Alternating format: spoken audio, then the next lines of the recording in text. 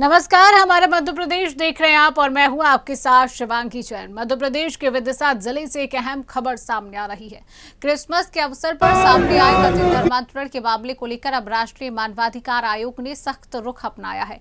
जानकारी के अनुसार विदिशा के सिविल लाइन थाना क्षेत्र में बड़ी संख्या में आरक्षित वर्ग की महिलाओं और पुरुषों को ईसाई मिशनरियों द्वारा भोजन और केक के माध्यम से कथित रूप से धर्म परिवर्तन के लिए प्रेरित किए जाने का मामला सामने आया था। इस घटना को लेकर पुलिस जांच कर रही है और पूरे मामले की गहनता से पड़ताल की जा रही है। इसी बीच विदिशा पहुंचे राष्ट्रीय मानवाधिकार आयोग के सदस्य प्रियंक कानूनगो ने इस पूरे घटनाक्रम पर तीखी प्रतिक्रिया दी। उन्होंने स्पष्ट शब्दों में कहा, सरकार द्वारा इस तरह की गतिविधियों पर पहले से ही सख्त दिशा निर्देश जारी किए गए।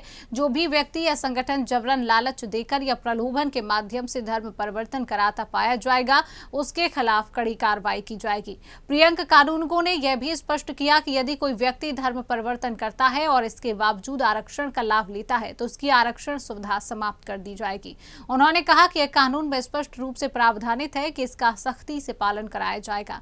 मानवाधिकार आयोग के सदस्य ने इस मामले को गंभीर बताते हुए जिला प्रशासन और पुलिस को आवश्यक कार्रवाई के निर्देश दिए हैं। साथ ही पूरे घटनाक्रम की रिपोर्ट तलब की गई। फिलहाल पुलिस पूरे मामले की जांच में जुटा रही है और प्रशासन का कहना है कि किसी भी तरह के अवैधानिक धर्मांतरण को बर्दाश्त नहीं किया जाएगा।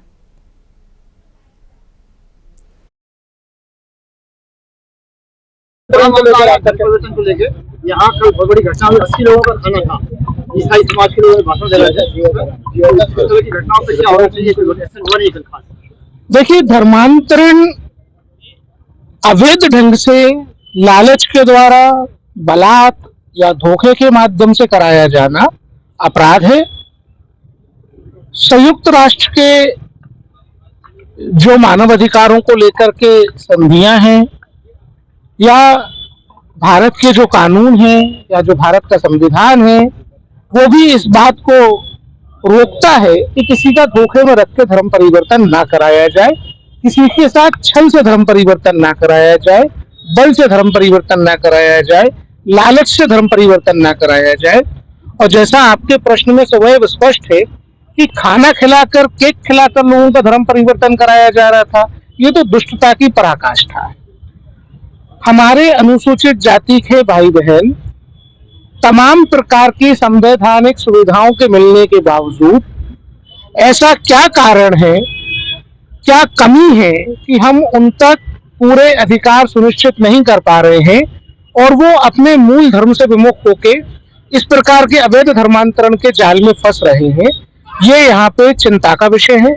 मैं पिछले कई वर्षों से विदिशा और रायसेन के अंचल में अवैध धर्मांतरण की मांग उठाता आया हूं। मुझे इस बात की संतुष्टि है कि हमारे प्रयासों से लोग जागरूक हुए और कल स्वयं ही नागरिकों ने इस मामले में संगठनों को बताया और संगठनों ने फिर इसमें शिकायत दर्ज कराने का काम किया है। मेरे पास भी इस मामले की शिकायत आई है। मैं आपको बताना चाहूंगा कि 1950 में भारत का संविधान लागू होने के बाद अगस्त के महीने में डॉक्टर बाबा साहब अंबेडकर के मार्गदर्शन में बकायदा आदेश निकाला गया है कि यदि कोई अनुसूचित जाति का व्यक्ति अपना धर्म परिवर्तित करता है और हिंदू, बौद्ध या सिख धर्म छोड़ के किसी गैर भारतीय धर्म में जाता है तो उसका आरक्षण का अधिकार समाप्त हो जाएगा। हमको यहाँ जो शिकायत मिली है उसके अनुसार आरक्षण का लाभ ले रहे लोग यदि धर्मांतरण की गतिविधियों में सम्मिलित पाए गए हैं तो उनके आरक्षण का अधिकार खत्म करने के लिए, उनके कास्ट सर्टिफिकेट कैंसिल करने के लिए, जाति प्रमाण पत्र निरस्त करने के लिए हम इस